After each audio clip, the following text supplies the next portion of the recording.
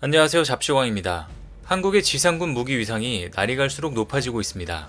최첨단 지상군 무기 체계를 잇따라 선보이면서 세계 방산 시장에서 러브콜을 받고 있기 때문입니다. 10억 달러의 노르웨이 전차 사업에 문을 두드리고 있는 현대 로템은 최근 열린 아덱스에서 노르웨이에 제안할 흑표 전차 K2N호를 공개했는데요. 주요 외신에 따르면 노르웨이형 K2 흑표 전차는 주포와 원격 조종 무기로 장착하고 있는 것으로 전해졌습니다. 또 강력한 장갑 외에 능동 방어 체계와 폭발 반응 장갑으로 보호하고 있으며 특별한 장치 없이 4.1m의 강을 잠수 도하할 수 있습니다. 현재 K2N호는 독일의 레오파르트 2A7 전차와 노르웨이 전차 사업을 놓고 경합을 벌이고 있는데요. 그런데 노르웨이는 한국산 무기와 친숙한 나라여서 이번에도 K2 흑표 전차를 선정할지 이목이 집중되고 있는 상황입니다. 실제로 노르웨이 육군은 한국의 지상군 무기를 애용하고 있습니다. 지난 2017년 노르웨이 국방부는 한화로부터 K9 자주포 24문과 K10 탄약 운반 장갑차 6대를 구매했었습니다. 당시 노르웨이는 K9 자주포와 패키지를 이루는 K10 탄약 운반 장갑차까지 사들이며 싹쓸이하는 모습을 보였는데요. 뿐만 아니라 K9 자주포는 기후, 지형 조건과 상관없이 탁월한 장비 성능을 보여주며 노르웨이 군 관계자들의 극찬을 받기도 했습니다. 그 결과 당시 한화는 스위스, 독일 등 유럽의 유력 방산업체와 경쟁에서 이기며 사업을 따냈습니다. 그런데 최근에는 핀란드가 한화 디펜스에 K9 자주포를 추가 구매하기로 하면서 노르웨이 수주전을 앞두고 긍정적인 신호가 나오고 있습니다. 방산업계에 따르면 최근 핀란드 국방부가 내년에 한화 디펜스 K9 자주포 10문을 추가 조달하고자 하는 핀란드군의 요청을 승인했습니다. 핀란드의 K9 자주포 추가 도입은 지난 2017년에 이은 추가 거래로 이번에 10문을 새로 도입하면 핀란드 내 K9 자주포는 총 58대가 될 전망입니다. 이렇듯 한국의 지상군 무기가 동남아를 넘어 유럽 시장에서도 인기가 폭발하고 있습니다. 뿐만 아니라 지난달 영국에서 열린 국제 방산 전시회 DSEI에서는 한화 디펜스가 유일하게 참가했고 미 워싱턴 DC에서 열렸던 세계 최대 규모 미 육군 전시회에서도 아시아 국가 중 한국이 유일하게 참가하면서 기량을 뽐냈습니다. 이 전시회의 경우 방산업계의 대표적인 수출 통로로 우리 기업들은 글로벌 방산 전시회에 적극적으로 참여해 주력 제품과 기술 역량을 알리고 있는 것으로 보입니다. 특히 한국의 지상군 무기 체계 중에서도 한화 디펜스의 K9과 레드백이 방산 분야 전시회에서 크게 눈에 띄고 있는데요. 다양한 국가들을 상대로 한화 디펜스의 무기 수출을 추진하고 있지만 그 중에서도 호주에서 가장 반응이 좋습니다. 지난해 9월 한화 디펜스는 호주 육군 자주포 도입 사업에서 단독으로 우선 협상 대상자에 선정됐습니다. 한화 디펜스도 호주 빅토리아주 질롱 지역에 생산 기지를 세우면서 적극적인 모습을 보여주고 있는데요. 호주 방산 기술력은 한국의 방산 기술력보다 떨어지기 때문에 자국 기술로만 자주포 생산 기지를 만들 수가 없어 한화 디펜스에 공장 설립을 요청한 것으로 파악됩니다. 이와 관련해 린다 레이놀즈 호주 국방장관도 내년 말쯤 자주포 도입 사업이 시작될 예정이며 굉장히 기대된다라고 언급했습니다.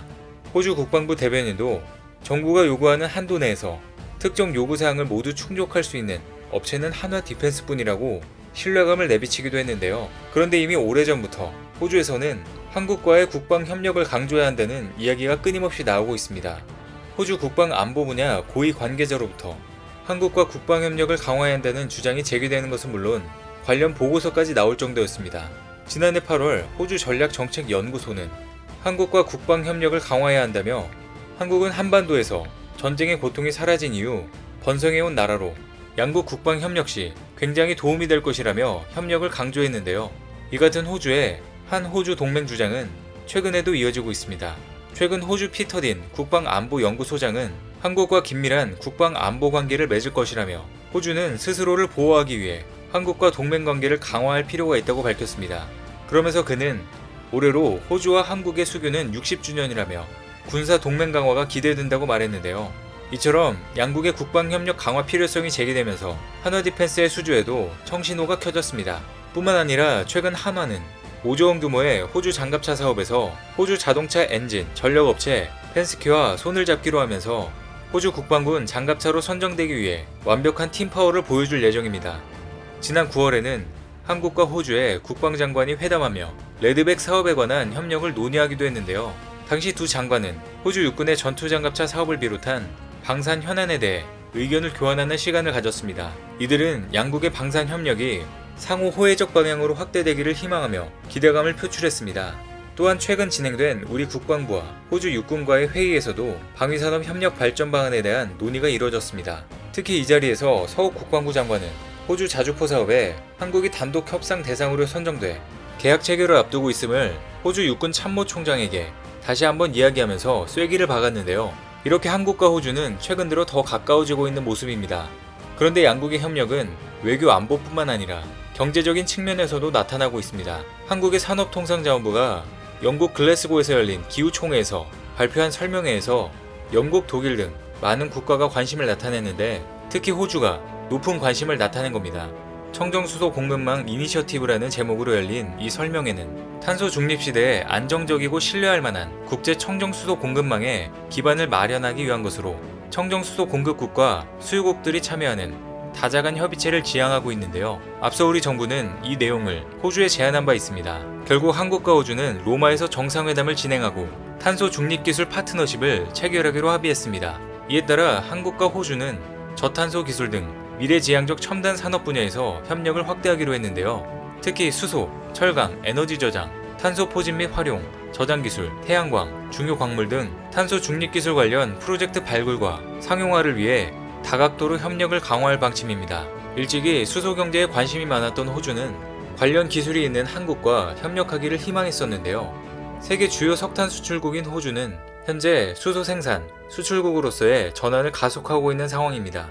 이 때문에 호주는 수소 운송과 저장, 활용 단계에서 인프라 기술이 부족해 수소를 활용하는 기술이 앞서는 한국과의 협력을 시도하고 있는 중입니다.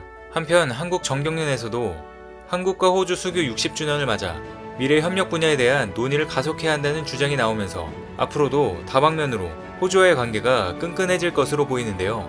그런데 한국은 단순히 호주와만 가까워지는 게 아니라 미국 중심의 안보 동맹체제 안으로 들어가고 있는 것으로 보입니다. 과거 호주는 6.25 전쟁 당시 유엔에서 미국에 이어 두 번째로 참전을 결정한 국가입니다.